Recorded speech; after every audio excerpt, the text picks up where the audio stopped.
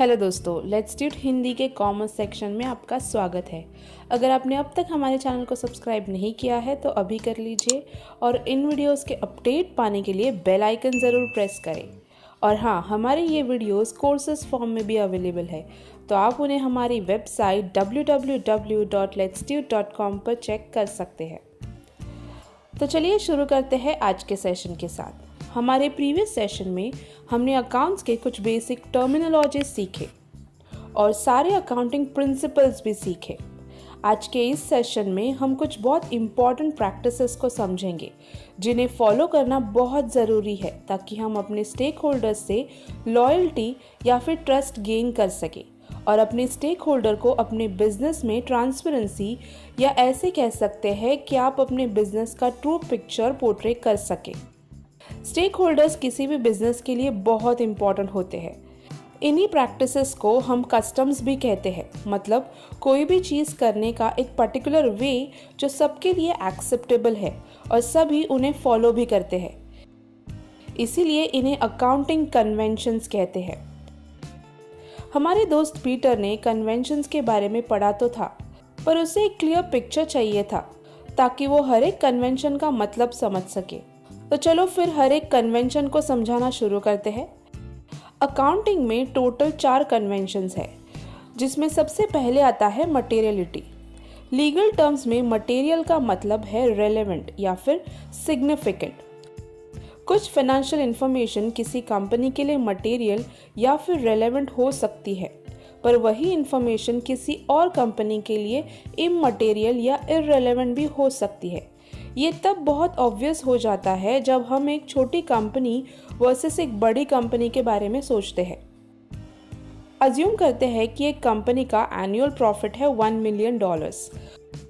अगर उनके कंपनी के $2000 के गुड्स मिसप्लेस हो जाते हैं तो ये ऐसे $1 मिलियन की कंपनी के लिए एक इममटेरियल सी बात हो जाएगी और ना ही ये स्टेक होल्डर्स या रिपोर्ट्स के यूजर्स के डिसीजन को अफेक्ट करेगा।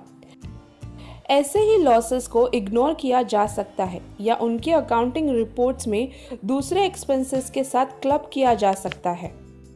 Whereas अगर $2000 के गुड्स एक ऐसे कंपनी में से मिसप्लेस हुए हैं जिसका एनुअल टर्नओवर सिर्फ $20,000 है, तो ये उनके लिए मटेरियल लॉस होगा क्योंकि ये लॉस उनके प्रॉफिट का ऑलमोस्ट 10% है। ऐसी इंफॉर्मेशन फाइनेंशियल स्टेटमेंट यूजर्स और स्टेक होल्डर्स के डिसीजन को बहुत बुरी तरह से अफेक्ट कर सकती है। इसीलिए ऐसे कंपनीज को इस तरह के लॉसेस को सेपरेटली अकाउंट करना होगा और उन्हें अपने रिपोर्ट्स में क्लियरली दिखाना भी होगा ताकि यूजर्स कंपनी के स्टेटस के बारे में करेक्ट जजमेंट बना सके। इस कॉन्सेप्ट को डिटेल में समझने के लिए चलो एक और एग्जाम्पल लेते हैं। ऐसा अज्यूम करते हैं कि हमारे दोस्त पीटर की इनकम $50,000 है एनुअली। उसमें से अगर वो रेंट के लिए $6,000 खर्च करता है तो वो उसके लिए बहुत बड़ा अमाउंट होगा, right? At the same time अगर वो स्टेशनरी के लिए पूरे साल में सिर्फ $50 खर्च करता है तो क्या ये उसके बिजनेस के लिए एक मटेरियल एक्सपेंस होगा? नहीं। तो वो ये एक्सपेंसेस जनरल एक्सपेंसेस या मिसलेनियस एक्सपेंसेस के अंडर दूसरे छोटे एक्सपेंसेस के साथ क्लब कर देगा। हर एक कंपनी जनरली ये डिसाइड करती है कि उनके इनकम में से कितना परसेंटेज वो इममटेरियल कंसिडर कर सकती है एंड यूजुअली ये 1% होता है। तो ये जो हमने सीखा इसे कन्वेंशन ऑफ मटेरियलिटी कहते हैं। आगे बढ़ते हैं हमारे दूसरे कन्वेंशन की तरफ जो है कंसिस्टेंसी। सपोज हम किसी डॉक्टर के पास जाते हैं और वो हमें 10 दिनों के लिए कुछ मेडिसिन प्रिस्क्राइब करते हैं, तो हमें वो मेडिकेशन कंसिस्टेंटली लेना पड़ेगा so that we see the result. साथ ही अपने अभी के हेल्थ को पहले से कंपेयर कर सकते हैं। बट इसके जगह पर अगर हम अपनी मेडिकेशन बार बार चेंज करते रहे या उन्हें बिल्कुल ही स्किप करें तो हम अपने एक्सपेक्टेड रिजल्ट्स नहीं देख पाएंगे। अभी डॉक्टर दूसरे मेडिसिन तभी प्रिस्क्राइब या अलाउ करेगी अगर एलर्जी या फिर साइड इफेक्ट जैसी कोई जेन्युइन रीजन होगी। यह इम्पोर्टेंट है कंसिस्टेंट रहना। बस इसी तरह अकाउंटेंसी में भी हमें अकाउंटिंग प्रैक्टिस में भी यूनिफॉर्मिटी मेंटेन करनी चाहिए, अदरवाइज हम कंपनी के प्रोग्रेस को अपने प्रीवियस रिपोर्ट से कंपेयर नहीं कर पाएंगे। हमारे रिपोर्ट्स प्रॉफिट एंड लॉस के ट्रू एंड फेयर पिक्चर भी नहीं दिखा पाएंगे। जस्ट इन केस हम कोई मेथड चेंज कर रहे हैं तो उसका रीज़न हमारे रिपोर्ट्स में बहुत क्लियरली डिस्क्लोज करना चाहिए as a footnote, so that users इन चेंजेस के बारे में अवेयर रहे जो हमारे रिपोर्ट्स के अमाउंट्स को अफेक्ट कर रहे हैं। तो इसे हम इस तरह प्रेजेंट करते हैं कि वैल्यूएशन ऑफ स्टॉक या डेप्रिसिएशन को कैलकुलेट करने के लिए बहुत सारे मेथड्स अवेलेबल है जिसे हम अकाउंटेंसी में यूज़ कर सकते हैं। अगर हम एक अकाउंटिंग पीरियड के लिए एक पर्टिकुलर मेथड चूज़ करते हैं तो वो सेम मेथड को हमें फ्यूचर अकाउंटिंग पीरियड्स के लिए भी कंसिस्टेंट रखना होगा।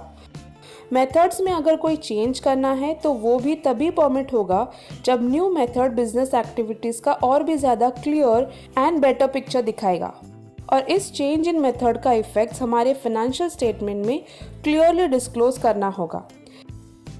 इस चेंज ऑफ मेथड या पॉलिसीज के परमिशन के लिए डिफरेंट कंट्रीज में डिफरेंट रूल्स बनाए गए हैं।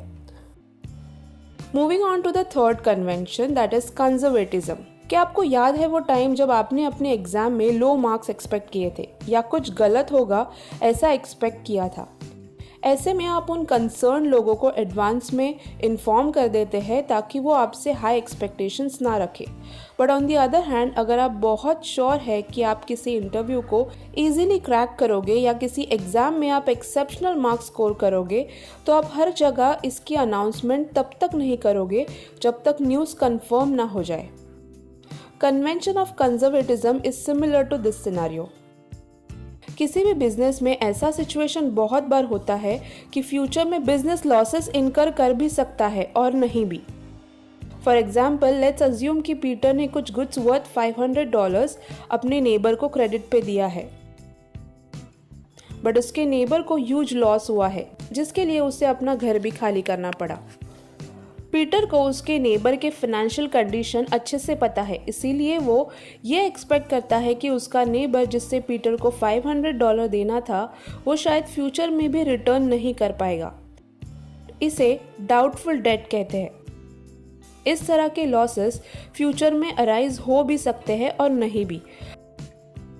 हाउएवर, पीटर को ऐसे लॉसेस के लिए एडवांस में ही प्रोविजंस करना पड़ेगा so that he plays a safe game and ऐसे डाउटफुल फ्यूचर लॉसेस के लिए वो पहले से ही प्रिपेयर्ड रहे। ऑन दी अदर हैंड, जो भी एक्सपेक्टेड इनकम या प्रॉफिट्स होते हैं उन्हें हम अभी तक हमारे रिपोर्ट्स में डिस्क्लोज नहीं करते जब तक ये इनकम्स कंफर्म नहीं होते। एक्चुअली बिजनेस अपने स्टेक होल्डर्स को हाई होप्स नहीं देना चाहती, जिसके वजह से उन्हें ऐसा ना लगे कि उन्होंने रॉन्ग डिसीजन लिया है। अगर ये इनकम्स और प्रॉफिट्स अराइज नहीं हुई तो it will be like cheating them, क्योंकि जो चीज़ हुई ही नहीं है उन्हें हम अपनी रिपोर्ट्स में रॉन्गली मेंशन कर रहे हैं। इसीलिए कंजर्वेटिज्म को बहुत कॉशियसली या प्रूडेंटली मतलब केयरफुली अप्लाई करना चाहिए, जिसकी वजह से कोई भी स्टेटमेंट डिस्टॉर्ट या फिर ट्विस्ट ना हो सके। कन्वेंशन ऑफ कंजर्वेटिज्म के हिसाब से अगर कोई वर्स्ट केस सिनेरियो को फाइनेंशियल स्टेटमेंट में प्रेजेंट करना है तो हमें अकाउंटेंट की ज़रूरत होगी। तो ये था कन्वेंशन ऑफ कंजर्वेटिज्म। हमें उम्मीद है कि आप सभी को अब तक के सिखाए हुए तीनों कन्वेंशन समझ गए होंगे। Let's proceed to the last convention, that is convention of full disclosure. ये कन्वेंशन हमें अपने फाइनेंशियल स्टेटमेंट रिपोर्ट्स में सारे इंपॉर्टेंट मैटर्स या स्टेटमेंट को करेक्टली और क्लियरली डिस्क्लोज करने के लिए कहता है, जो हमारे रीडर्स के अंडरस्टैंडिंग को अफेक्ट करता हो। आप सोच रहे होंगे कि मैं कौन से डिस्क्लोजर की बात कर रही हूँ।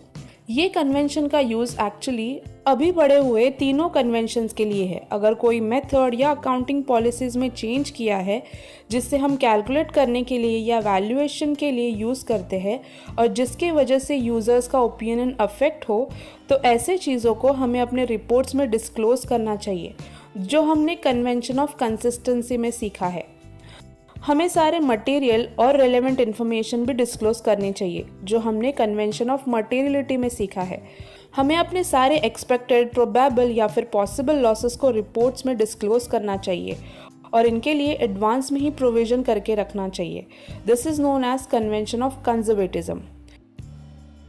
फुल डिस्क्लोजर में कोर्ट में फाइल किया हुआ केस गवर्नमेंट एंटिटीज़ के साथ टैक्स पोजीशन के लिए डिस्प्यूट, कोई भी इंपॉर्टेंट नॉन मॉनेटरी ट्रांजैक्शन, ऐसे कंपनी के साथ रिलेशन जिसके साथ एक सिग्निफिकेंट वॉल्यूम ऑफ ट्रांजैक्शन हो, ऐसी कोई भी चीज़ जिसे पे नहीं किया जा सकता है पर अकाउंटिंग रिपोर्ट्स में इंक्लूड किया गया है और जिसका वैल्यू रिपोर्ट के यूजर्स के लिए बहुत ज़्यादा है।